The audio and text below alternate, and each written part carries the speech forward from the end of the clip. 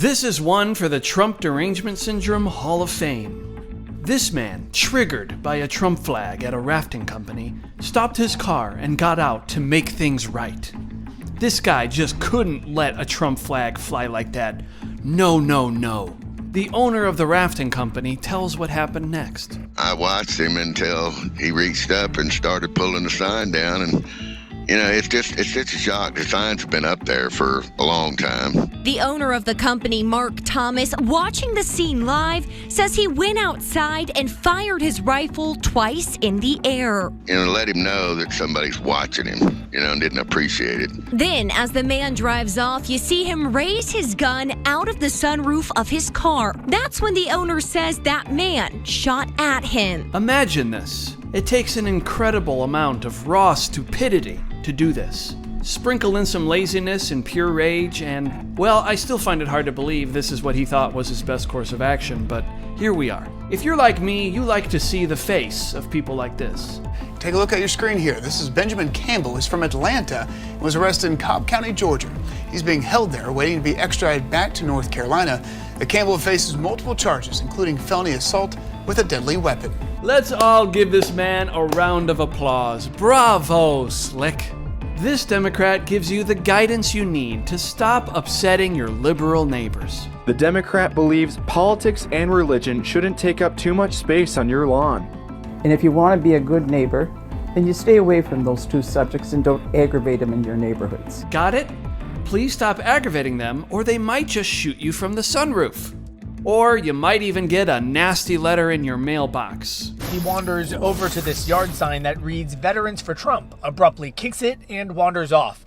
A minute later, he's back again, his eyes focused on the home. Then just after 6, our friend returns a third time, something yellow in his hand, a piece of paper he leaves in the mailbox. It talks about how I was a disgrace to my country and a disgrace to the U.S. military because of my choice in candidate. And at the very end of the letter, he actually tells me to go to hell. Or you might just get a lawsuit from your offended neighbor. It all started with a man's Let's Go Brandon banner supporting President Trump. That man's neighbor was not having it and threatened legal action if it was not taken down. When they refused to take them down, they were served with a lawsuit claiming buildings on their property are too close to property lines, potentially violating covenants and restrictions. An email allegedly sent by the man to his neighbor before filing suit against them. Part of the email reads, quote, "If you are interested in seeking compromise or accommodation, perhaps we should consider new guidelines like setback exceptions and those for political signs, banners, and flags.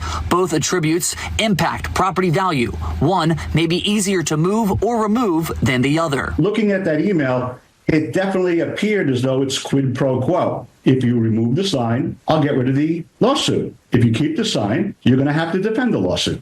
And now the Attorney General for the state has gotten involved. Florida's Attorney General James Uthmeyer is suing a Volusia County man, accusing him of suppressing the free speech of his two Trump-supporting neighbors. Uthmeyer filed this lawsuit Wednesday on behalf of Daryl and Kimberly Ward.